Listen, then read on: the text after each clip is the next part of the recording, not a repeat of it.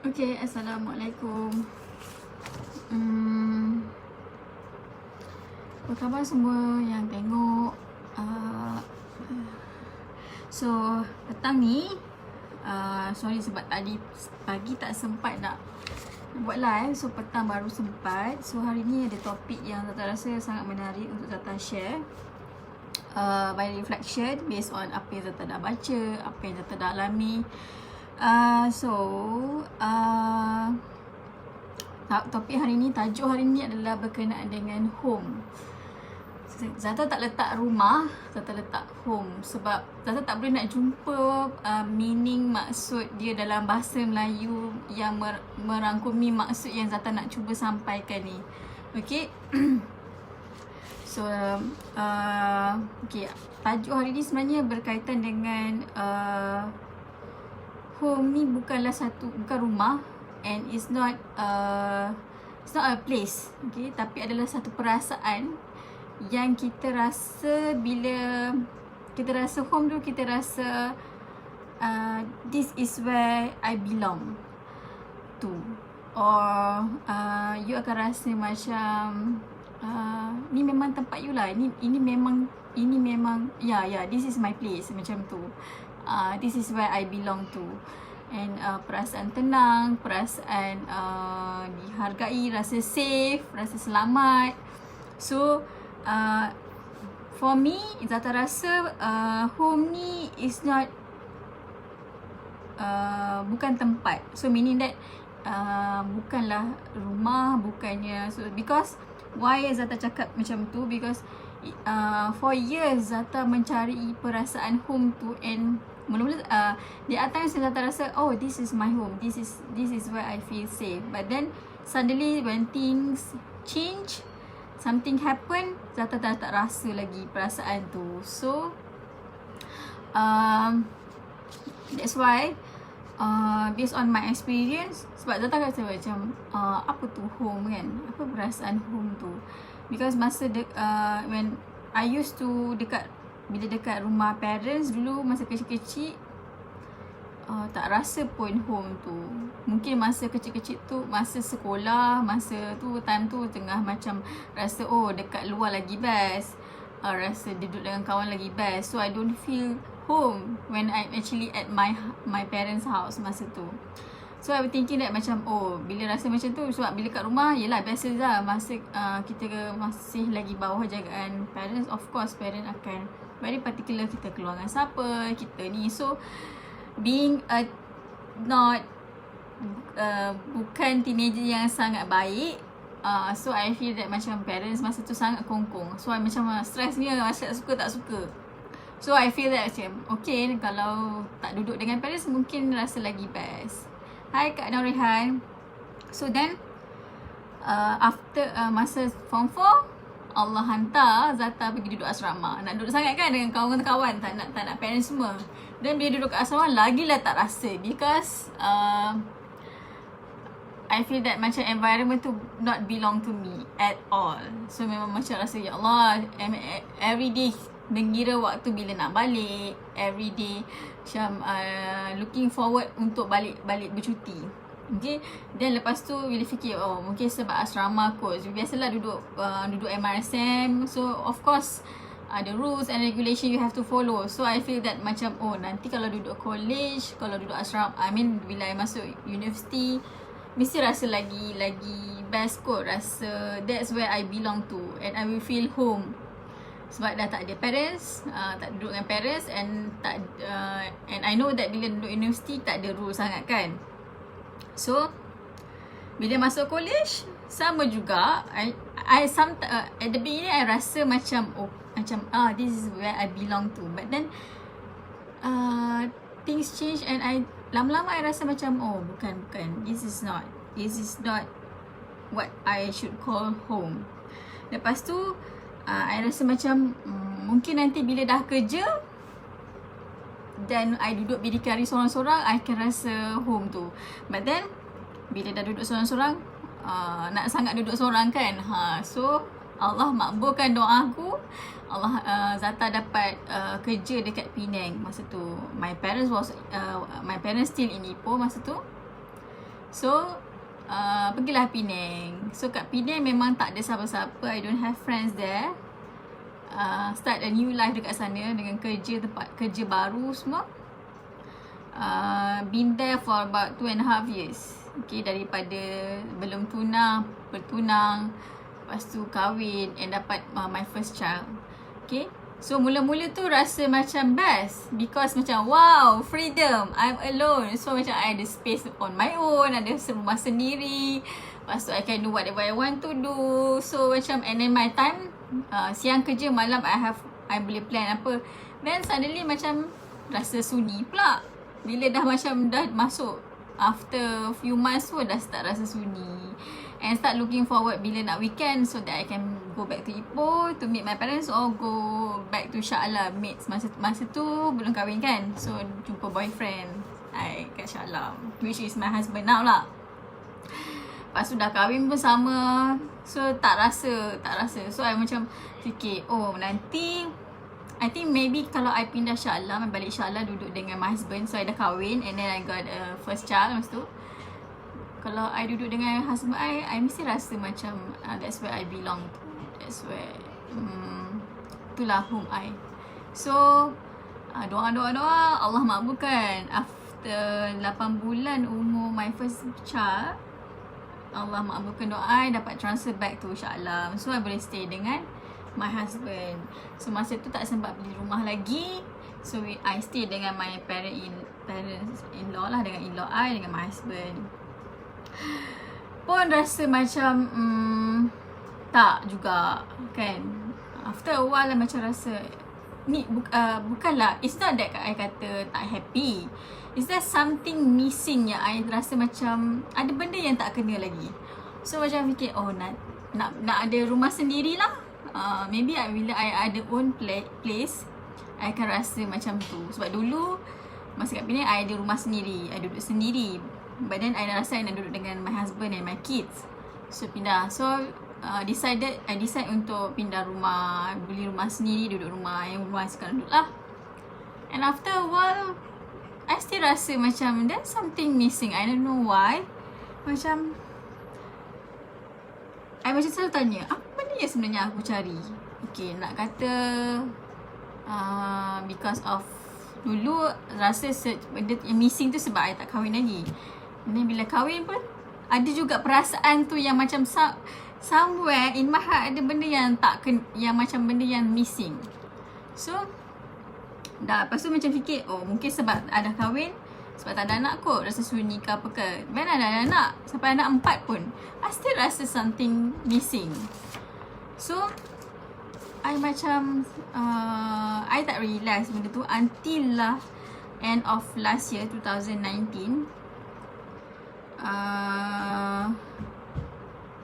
I tak realise. But then this year 2020 finally Nata sebenarnya jumpa apa benda yang missing tu. Then I feel that macam yeah, I'm home now. This is where I belong to. And I dah faham apa maksud home tu, yang orang cakap feelings semua tu. But that meaning is for me. But suddenly macam yang membuat Gaza tahu, rasa nak share hari ni punya topik hari ni sebab I found a letter from Aida hantar love letter dia. So baca, dia pun buat sama tau, tajuk home juga. So Aida kata home is where I feel closest to Allah because ultimately isn't our final. Sebab dia kata ultimately itu adalah final destination kita. Final destination kita adalah kita akan kembali pada Allah. Betul tak? So bila kita mati dan nanti kita akan jumpa Allah di akhirat. So that is our final destination. And home is where bila kita rasa kita dekat dengan Allah, itulah sebenarnya maksud sebenar home tu. Where you akan rasa feel safe, you akan rasa this is where I belong to. And itu yang saya rasa pada awal tahun ni. Okay, so then I reflect balik. Tadi masa baca dia tu macam fikir tau. So macam baru I realise that apa yang sebenarnya I rasa sebelum ni, apa yang missing tu. Sebab bila I reflect, I kata, I baru teringat, yelah dulu memang tak berapa menjaga sangat I punya bab-bab agama, hubungan I dengan Allah.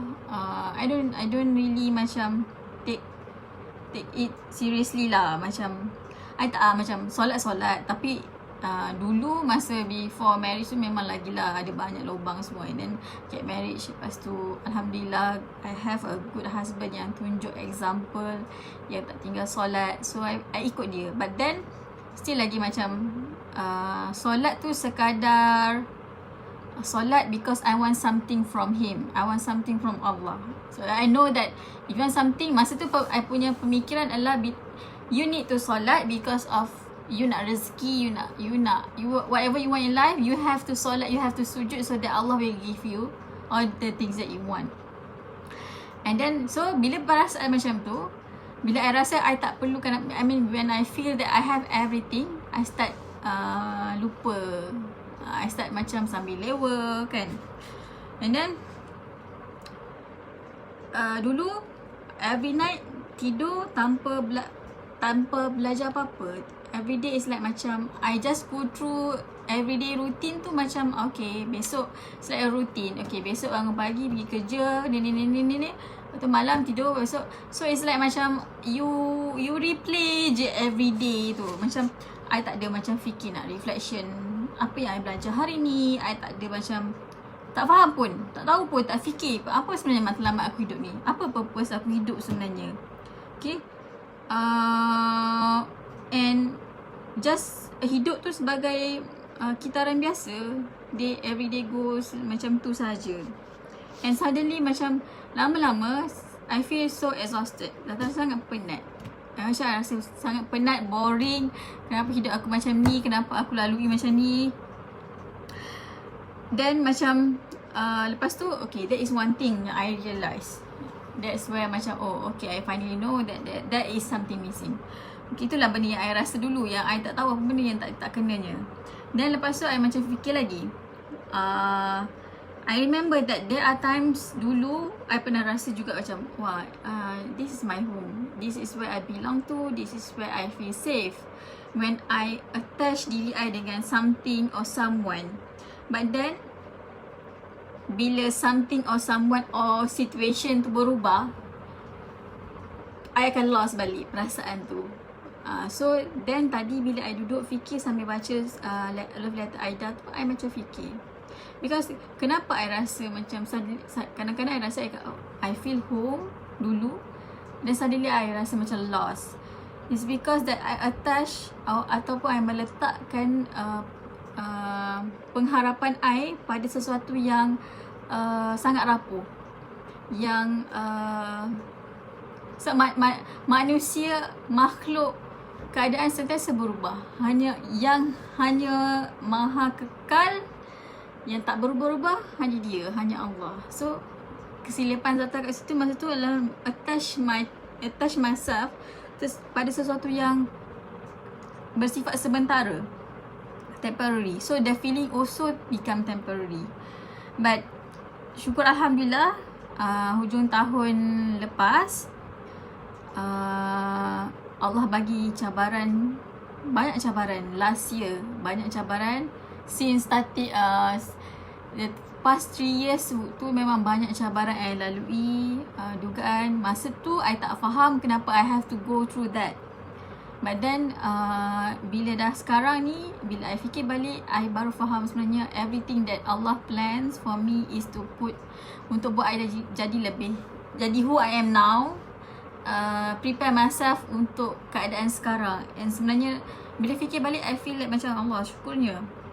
And just to reflect back, masa end of last year 2019 tu, Zata memang sangat down because my business macam tak okay, and I know I akan terpaksa let go whatever I have masa tu. Lepas tu dengan family, and then financial problem.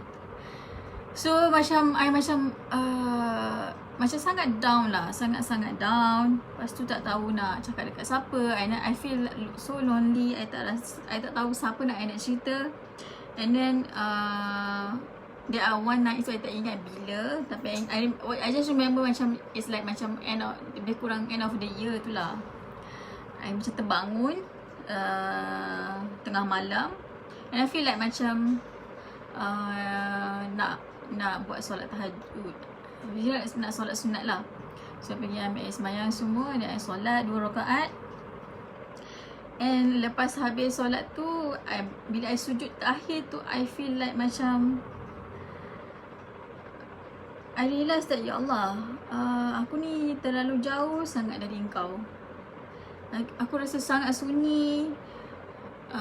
Macam Atta cakap, kenapa aku rasa perasaan ni, sedangkan aku ada suami, aku ada parents, aku ada in-law, aku ada friends, aku ada anak, which kadang-kadang when I think about, there are people yang memang tak ada apa yang Zata ada, but then kenapa I still rasa macam something missing in my life. So macam masa sujud tu, I just cakap dalam hati, kata, ya Allah, I need somebody, cakap, aku rasa aku perlu seseorang. Adakah aku perlu kembali pada Engkau? Jika betul lah aku kena kembali pada Engkau, datangkanlah segala bentuk bantuanmu, ya Allah, sebab aku sangat lemah. And I know Zata tak tahu macam mana nak start. I don't know dari mana nak mula. And I know banyak benda yang Zata tak tahu. So macam Zata macam rasa sangat lost masa tu. So apa yang Zata boleh harap hanya Zata macam mengadu dekat dia. Then after habis sujud tu, Zata duduk, and I feel macam tenang. But then macam masa tu I menangis lah. I tak tahu kenapa. I feel macam rasa sangat-sangat sedih, sebab. And but then at the same time, I rasa macam kekosongan yang I rasa selama ni macam terisi. I feel like macam this is where I belong. Okay. Lepas tu I macam rasa yang perasaan yang tak pernah rasa masa ni, sebelum ni. Even if I meet someone, tak pernah. The feeling is so much, subhanallah. Zata tak tahu nak cakap macam mana, tapi rasa sangat full, rasa macam penuh, rasa macam you tak keseorangan. Walaupun at that moment semua orang tengah tidur, I cakap I dekat seorang-seorang dekat bilik tengah. And I feel like macam Zata baru rasa yeah, this is where I belong, where Zata rasa macam aku kena kembali pada penciptaku yang dah lama sebenarnya Zata abaikan. And walaupun apa pun yang Zata dah buat sebelum ni, banyak dosa, banyak benda yang Allah suruh Zata tak buat, banyak benda yang Allah larang Zata buat, tapi at the moment when I feel like I want to go to Him and I need Him, He is there. Dia yang tak pernah dan tak akan meninggalkan Zata. I feel that dia yang. And then I remember that one of the ceramah yang I pernah dengar, salah satu ceramah yang tak pernah dengar, kata takkan ada satu pun manusia dalam dunia ni yang menyayangi kita sebanyak Allah sayang kita. Even mak kita, even Rasulullah, takkan. So macam at that moment I feel so, I dapat rasa macam ada satu perasaan yang macam ada orang sayang. Masa tu memang nangis lah. Rasa macam ya Allah, rindu sangat dalam hati. Zata doa, Zata cakap thank you for this feeling. Zata masa tu tak dapat nak keluar suara because I keep on crying. But then dalam hati tu rasa macam rasa syukur. Lepas tu I keep on saying dalam hati, kata ya Allah, jangan tinggalkan aku lagi, jangan pernah tinggalkan aku, sebab aku sangat perlukan Engkau. Aku lemah ya Allah, tarik aku denganmu. So since waktu tu, slowly banyak yang Zata dapat. Since that night, remember masa awal tahun, masa New Year, Zata tiba-tiba suddenly rasa nak buka Facebook, and suddenly I jumpa live Prof Muhaya. Dia offer buka Prof Muhaya Circle. And masa tu seriously I don't have, tak ada duit pun dalam account masa tu. Untuk sebab nak register kena bayar 300 something. And memang memang tak ada duit. Tapi Zata macam, ya Allah, jika betul lah itu tempat aku, dan itu adalah perantara di mana aku boleh belajar untuk dekat dengan kau mudahkanlah, kau bagilah cara kau. Aku tak, sebab Zata tak boleh fikir macam mana Zata nak dapat duit untuk join. Sebab dia Zata tahu Allah akan bagi kot mana cara pun. Lepas tu that is the moment lah. And then suddenly masa tu tiba-tiba ada orang nak beli produk barang yang Zata jual. And memang harga dia lebih kurang je dekat dengan harga yang Zata nak kena bayar Prof Muhaya Circle punya fee. So memang terus bayar, terus join. And start daripada itulah yang Zata kenal Pak Nasrullah, founder Magnet Rezeki. Salah seorang yang Zata rasa penyampaian dia sangat-sangat mudah untuk difahami. And untuk Zata, orang yang bukanlah alim sangat, yang macam banyak, memang jahil lah, banyak benda Zata tak tahu, Zata rasa senang untuk terima apa yang disampaikan. Lepas tu daripada situ Zata start kenal Ustazah Nur Hafizah. Sebelum ni kenal, but then Zata start join dia punya mihrab coaching Ustazah Nur Hafizah. Lepas tu then I start read balik Aida punya love letter. Zata sebenarnya dah subscribe lama Aida punya love letter, tapi macam lama-lama tu I don't read dia punya love letter. It's just macam ada kat inbox tu je, tapi I tak delete. It's just I just biar je kat dalam tu. And then lepas join Prof Muhaya Circle tu, I feel like macam macam nak baca. So I start baca Aida punya love letter. And I remember that bila Aida start belajar semua tu, I remember that dulu one of my closest friend, Kak Sab, I panggil dia Alung, dia pernah cakap kat I tanya dia macam mana dia handle kehidupan dia. I nampak dia macam sangat tenang walaupun banyak dugaan yang dia, cabaran yang dia lalui, anak ramai, and then cabaran bisnes lagi kan. I tanya dia macam mana you overcome tu. Lepas tu dia cakap kata, Alung, sebenarnya Alung selalu cakap dengan Allah. Alung selalu bersembang. Dia kata dia buat Allah tu macam best friend dia, where apa je masalah dia tak tunggu waktu solat nak doa baru dia cerita, tak. If anything happen at that moment, dia rasa macam sangat down ataupun dia rasa sangat syukur, dia akan terus on the spot. Dia terus cakap, kalau dia syukur, kalau macam dapat something bagus, dia terus cakap syukur, ya Allah, ni. Kalau macam benda tu sangat buat dia down, dia akan terus mengadu dekat Allah at that time. Macam it's like macam you cakap dengan kawan. So tu dia cakap dekat Zata. But then masa tu Zata tak faham. Zata macam tak boleh nak tak boleh nak dapat apa yang dia cuba sampaikan. But then bila Zata dah lalui, Zata dah belajar daripada Prof Muhaya semua tu, and Zata faham apa yang yang Alung ni buat. And Zata pun bila Zata buat, I macam rasa macam I always, macam kalau dulu I always rasa macam bila ada problem kan, I nak cari somebody. Dan yelah, manusia bukannya always on the always boleh ada dekat masing-masing, ada komitmen masing-masing. And dulu kalau tak ada orang yang boleh nak ada dengan I masa I tengah perlukan, I feel macam so sad semua. But now if I have anything happen to me, ada benda-benda lah, cabaran ke apa, I tak cari manusia dulu. I akan terus bercakap, monolog dalaman orang kata. It's like macam I'm talking to Allah, and I meluahkan perasaan I. Let's say macam contoh orang sakit hati I ke apa, I akan macam bercakap. And it feels so great. Memang akan ada down, tapi tak seteruk dulu. And I boleh accept things, cabaran-cabaran yang lalu itu. Kadang-kadang at the moment pun kalau berlaku cabaran, I terus bersyukur. I boleh rasa bersyukur. Ataupun kalau I down pun sekejap je, after a few while, and lepas tu I okay. So then Zata start, and then lepas tu Zata start nak belajar nak kenal Allah, kenal Rasul, belajar faham makna dalam solat. And I cuba bila baca Quran tu I baca terjemahan dia, I baca maksudnya juga. And I feel that macam myself macam keep on searching for knowledge, that I always feel that Zata masih lagi belum cukup kenal Allah. Atau sentiasa rasa macam apa lagi yang aku tak cukup, apa lagi. I feel macam still rasa terlalu sikit apa yang Zata tahu. And dah 9 bulan daripada perasaan perubahan tu,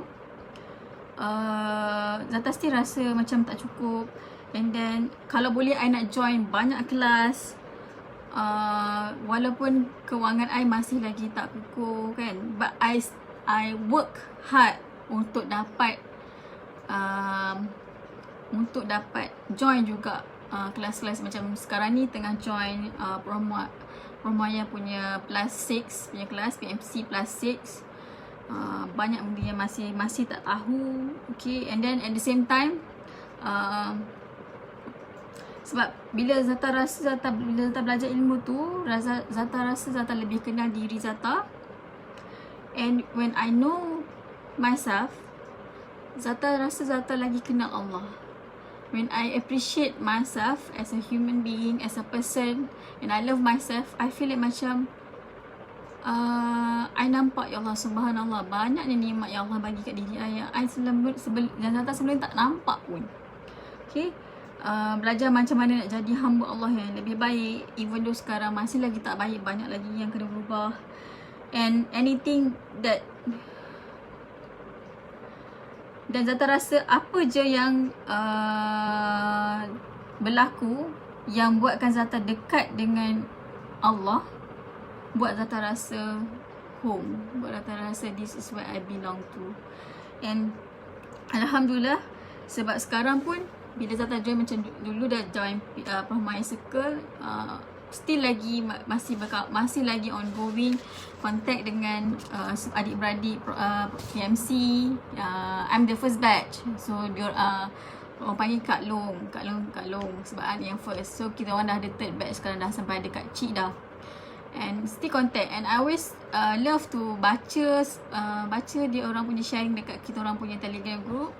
Baca sharing dia orang, apa pengalaman dia orang lalui. And Zata rasa macam I feel that I'm not alone. I rasa macam apa yang Allah bagi tu, cabaran-cabaran yang Allah bagi tu kecil je sebenarnya. Ada lagi orang yang lagi susah, ada orang lagi rasa lagi banyak cabaran dia.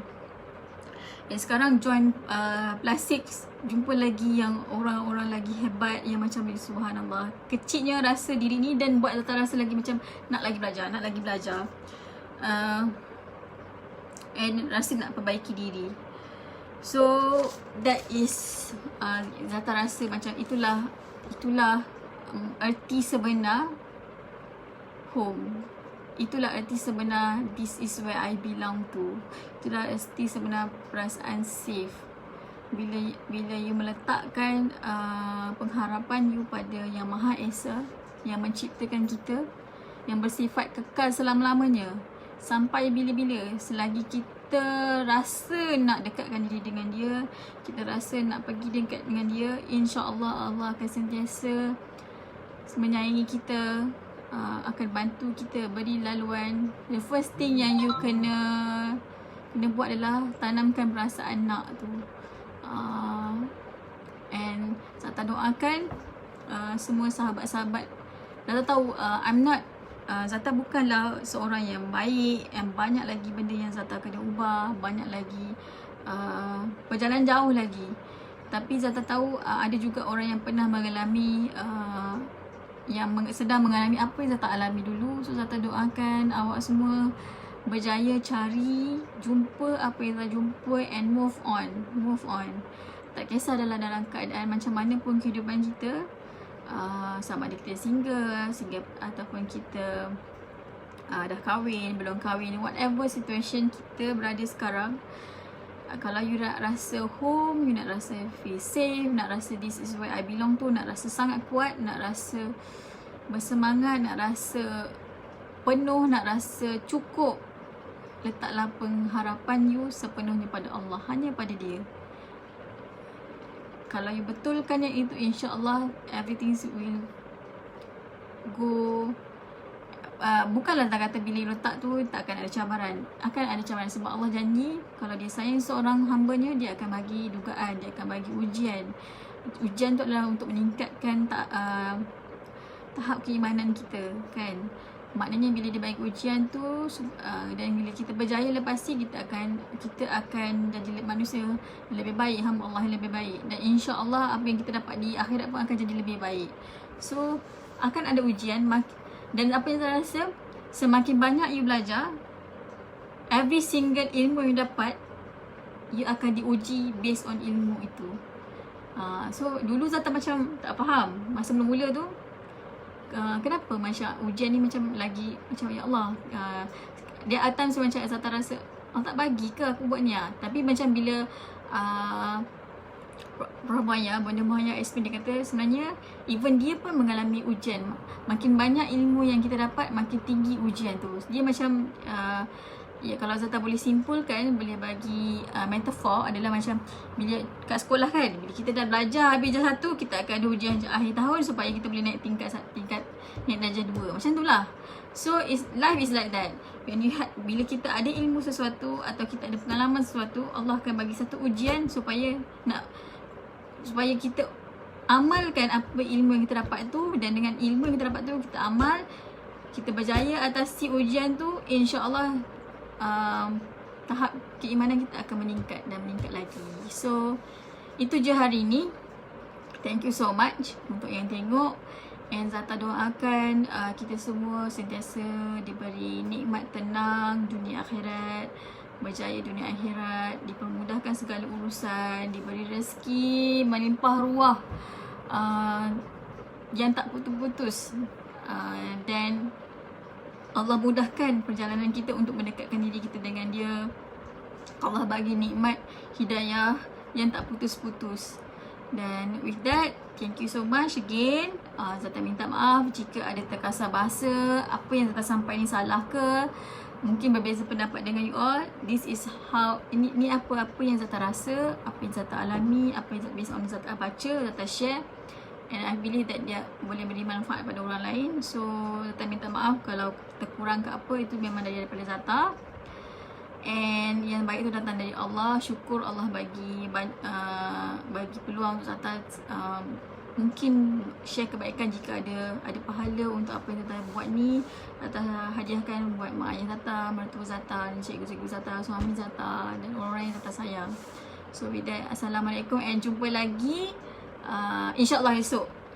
Okay, esok Zata cuba live pagi, around 9 to 9:30 ataupun pukul 10 macam tu. So Assalamualaikum, and jumpa lagi. Bye.